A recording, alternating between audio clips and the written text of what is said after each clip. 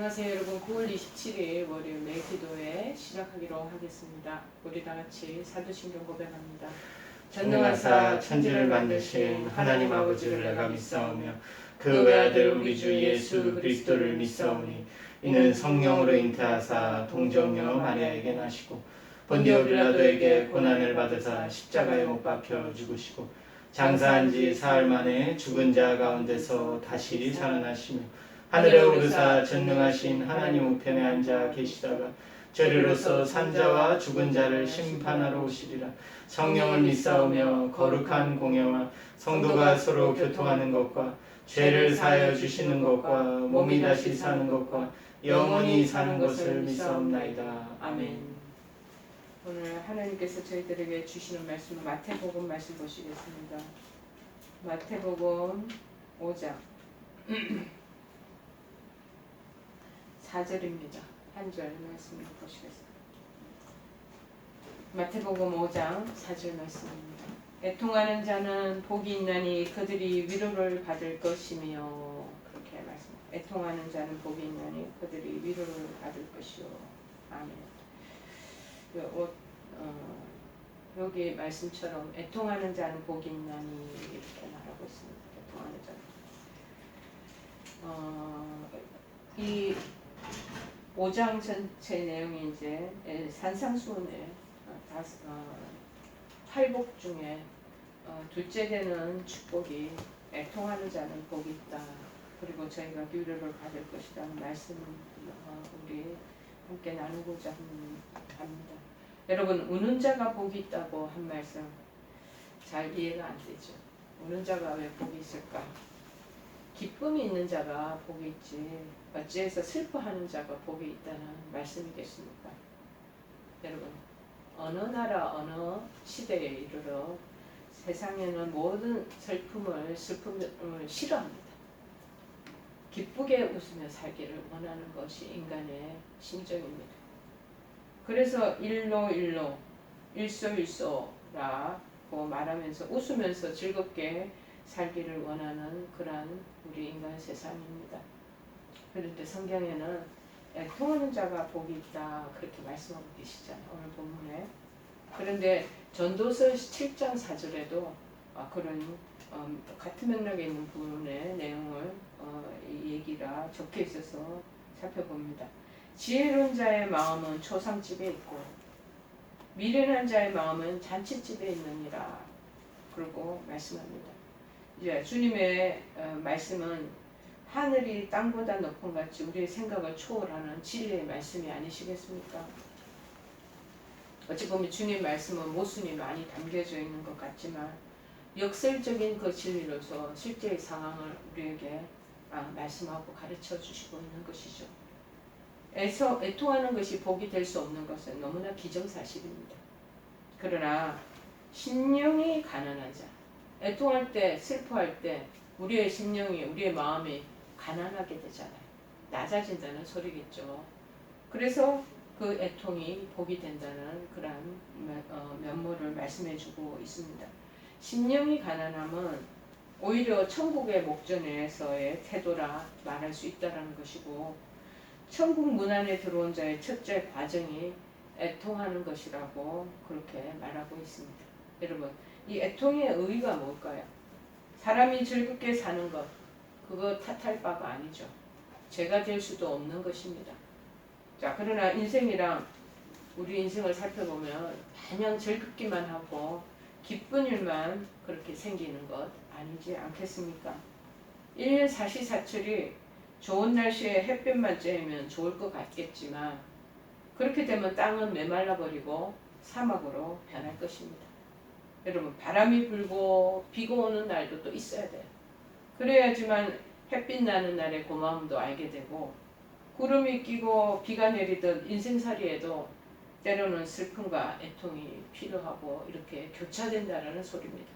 그래서 전도서에도 시실과 날실이, 우리가 옷 직조할 때 그 옷의 그 구조를 이렇게 현미경을 보면 가로 세로 시실과 날실의 얼거슬기 그렇게 맞춰져서 옷이 형성이 된다고 우리 지혜의 삶을 살아왔던 그러한 솔로몬이 얘기한 적이 있습니다. 그래서 겉으로 보시면 옷으로 보이지만 뒤쪽을 보면은 얼기설기에 적혀있는 매듭이 있고 그렇게 어지러운 그런 뒷면이 있다라는 것입니다. 우리 인생살이가 이렇다는 것입니다. 지금은 좋고 행복하고 이렇지만요. 인생을 살다 보니 꼭 행복하고 즐거운 날이 있지 않더라고요. 그래서 바람 부는 날도 있었고 저도 지나보면 슬픔의 날도 많았고 이 고통과 애환과 역경과 어려움의 날들이 늘 교차적으로 그렇게 있어 왔습니다. 여러분 눈물과 슬픔과 눈물이 있어야만 사람이 사람 구실을 하게 되는 것 같습니다. 눈물과 비통은 사람으로 하여금 반성을 촉구하게 만들고요. 보다 나은 단계로 비약할 수 있는 그런 용기를 불러일으키는 그런 우리의 그 감정입니다. 올바른 기쁨을 우리가 얻기 위해서는 만끽하기 위해서는 역설적이지만 올바른 슬픔을 또 느낄 줄 알아야 한다는 것입니다. 그런데 애통 그 자체를 복이라고 할 수는 없겠지만 우리 인생에 애통의 골짜기를 지나게 된다는 것. 골짜기를 통해서만이 참 인생의 삶의 뜻과 활로를 찾을 수가 있다는 것입니다. 저도 이제 연배가 어느 정도 생겨다 보니 인생을 또 뒤돌아볼 때 기쁘고 즐거운 날만 늘 있는 줄 알았습니다. 그런데 그게 아니더라고요. 기쁨과 즐거운 그 이면에 또 괴롭고 고통스럽고 정말 위기와 문제를 만나서 갈팡질팡할 때도 있고 그래서 정말 눈물 뿌려 하나님 앞에 기도한 적도 있었고 그런데 또 그런 슬픔과 그런 시절만 계속 있는 것이 아니고 또다시 하나님께서 회복시켜 주셔서 기쁨의 소리가 즐거움의 웃음이 나올 수 있도록 또 만들어도 주시고 그런 과정을 계속 우리가 거쳐온다라는 것입니다. 여러분 그래서 올바른 기쁨 얻기 위해서 올바른 슬픔이 있었기에 기쁨의 그 자체에 대해서 감사할 줄 알고 만끽을 하게 되더라고요. 애통의 골짜기를 통해서만이 참 인생의 뜻과 활로를 찾을 수가 있다라는 사실입니다. 그래서 이제 우리가 속담에 실패는 성공의 어머니다라는 속담이 있잖아요. 세상에 눈물이 없으면 배울 수 없는 것들 그런 것들이 있다라는 것입니다. 전설에 의하면은요, 이거는 이제 우리 성경에 안에 들어가 있지 않지만은 베드로는 새벽에 닭이 울 때마다 그의 평생 하나님께 새로운 다짐의 기도를 올렸고 그리해서 성공적인 삶을 살았다라고 얘기하는 그런 얘기도 있습니다. 주님이 잡히시던 날 밤에 닭이 2번 울기 전에 베드로가 자꾸 부인하잖아요. 예수님 나 저 사람 원한 적 없다. 3년 동안 그렇게 동고동락했는데 완전히 배신자가 돼버렸잖아요. 3번 부인함으로 평생에 잊을 수 없는 큰 실수를 저지르게 됩니다. 이 일로 그가 새벽에 닭이 울 때마다 통곡하게 되는 거예요. 그렇게 마음이 상한 것은 그에게 평생을 주님의 이제 능력 있는 제자로서 일하는데 큰 힘이 또 보탬이 될 수가 있었다는 것입니다. 우리의 어찌 보면 이 슬픔이 애통함이 하나님을 그래서 발견할 수 있는 큰 길이 될 수가 있다는 것입니다. 그래서 중요한 것은 나를 누르시니 내 진액이 화하여 여름 가물에 마름같이 되었나이다 라고 고백한 내용이 시편에도 나옵니다. 하나님께서 언제나 회개의 눈물을 보시고 그 기도를 또 들어주신다는 것. 그럴 때 우리가 마음이 또 가난해지고 낮아지지 않겠습니까? 저는 인생을 살아보니까 참으로 그렇더라고요. 여러분은 또 어떠합니까? 질병에 지금 가운데 있을 때 참으로 여러분이 하나님 앞에서 여러 가지 진면모를 서로 스스로 성찰하고 돌아보고 또 반성하는 시간이 있지 않겠습니까? 있는 게 그게 하나님이 기뻐하시는 길이라는 거예요. 그런데 애통의 눈물은 이제 사랑의 눈물이 될 수 있다고 얘기합니다. 남의 애통에 같이 애통할 수 있는 사람은 복이 있다는 거예요. 근데 이 마지막 때는 남의 애통에 같이 애통해 하지도 않는데 남의 정말 슬픔에 동참하지 않는데 그리고 다른 사람을 기뻐할 때 같이 기뻐하지 않는다고 로마서에 말하고 있습니다. 주님께서 나사로가 죽었을 때 마르다와 여러 여인들과 함께 주님께서도 눈물을 흘리셨고 또 갈림산에 올라가셔서 예루살렘을 향하여 탄식하며 통곡하셨다는 내용이 나옵니다. 누가복음 13장 34절에 보니까 예루살렘아 예루살렘아 암탉이 병아리를 알게 하려 모음같이 내가 너희 자녀를 모으려 함이 몇 번이더냐 그렇게 말씀하고 있습니다. 어떻게 보면 기독교는 눈물의 종교라고 할 수 있습니다. 저는 옛날에 교회에서 그렇게 울부짖으며 짖으며 눈물 흘리는 사람들을 잘 이해를 하지 못했습니다. 그러면 어떻게 제가 이 길을 걸어갈 수 있겠습니까? 하나님 눈물을 또 경험케 해주시더라고요. 여러 가지 아픔과 여러 가지 상처를 통해서 그런 상황 속에서 눈물로 버티지 않으면 견딜 수 없을 상황 정도로 환경과 처지와 모든 형편을 그렇게 만드실 때가 있었습니다. 자신을 위해 울고 남을 위하여 우는 종교가 기독교가 아닌가 싶습니다. 기독교는 눈물을 같이 나누고 십자가를 같이 지는 종교입니다. 교회에 눈물이 없으면 사막과 같이 먼지만 쌓일 뿐입니다. 남의 죄를 내 죄처럼 두려워하고 남의 실수를 내 실수처럼 남의 슬픔을 내 슬픔으로 남의 눈의 눈물을 내 눈의 눈물로 여겨서 십자가를 같이 지는 교회, 그 민족은 다시 소생하는 그러한 소망이 있다는 것입니다. 우리 성도들에게서 축복 가운데 하나는 다른 사람을 사랑하는 일이 아니겠습니까?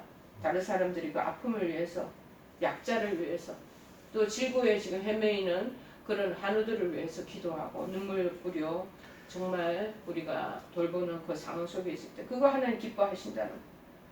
고통과 이 성공은 길 가는 길손에게 나그네에게 늘 동행자가 된대. 고통하고 이 성공이 같이 동행자고, 고통 없이 성공하는 사람이 어디 있겠습니까? 여러분, 우리가 당해야 할 그 고통을 주님이 대신 그렇게 짊어지고 또 가신다는 것입니다. 여러분, 성공을 하지 못하고 애통만 당했다면 여러분 뒤에 올 다른 사람이 반드시 성공의 결실을 거두게 될 것입니다.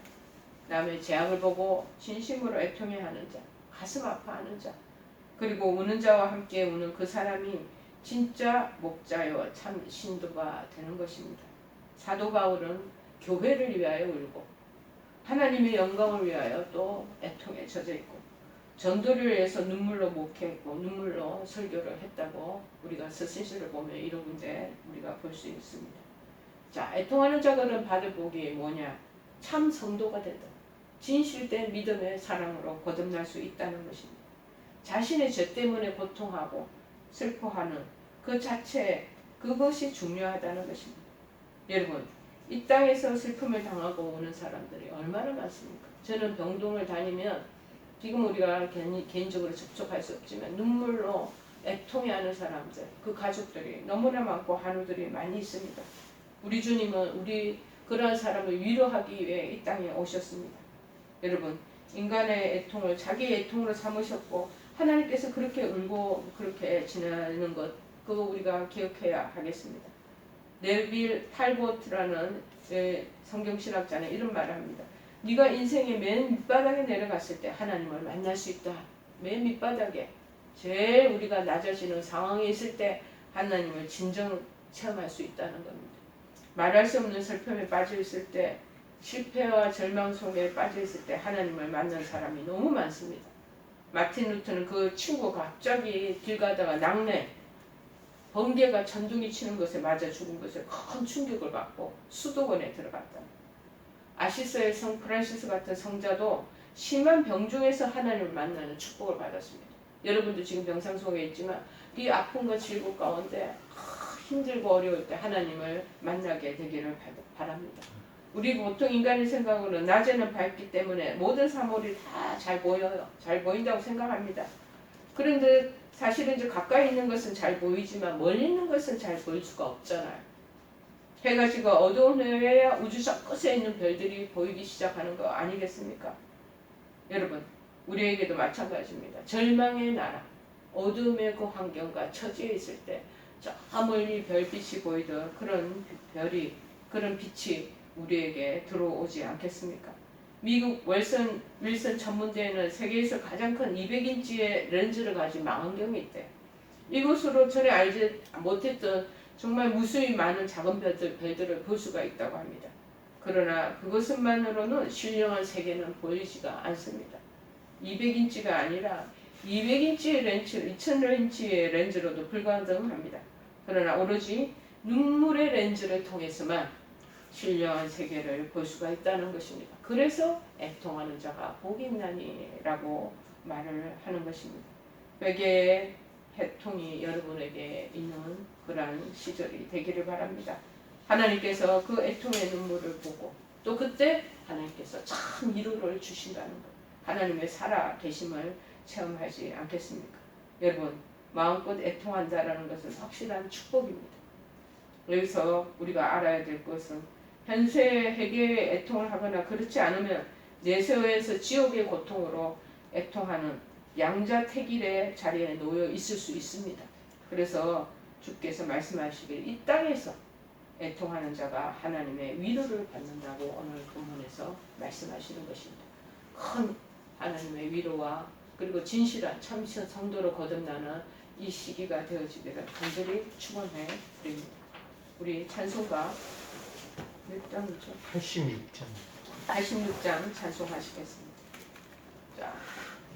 내가 늘 의지하는 예수 나의 상처 입은 심령을 불쌍하게 여기사 위로하여 주시니 미쁘신 나의 좋은 친구 내가 의지하는 예수 나의 사모하는 친구 나의 기도 들으사 응답하여 주시니 미쁘신 나의 좋은 친구 주의 손 의지하고 살 때 나를 해할 자가 없도다 주님 나의 마음을 크게 위로하시니 미쁘신 나의 좋은 친구 내가 의지하는 예수 나의 사모하는 친구 나의 기도 들으사 응답하여 주시니 미쁘신 나의 좋은 친구. 우리 다 같이 주기도문 하시겠습니다. 하늘에 계신 우리 아버지여 이름이 거룩히 여김을 받으시오며 나라의 마옵시며 뜻이 하늘에서 이룬 것 같이 땅에서도 이루어지이다. 오늘날 우리에게 일용할 양식을 주옵시고 우리가 우리에게 죄 지은 자를 사하여 준 것 같이 우리의 죄를 사하여 주옵시고 우리를 시험에 들게 하지 마옵시고 다만 악에서 구하옵소서. 대개 나라와 권세와 영광이 아버지께 영원히 있사옵나이다. 아멘.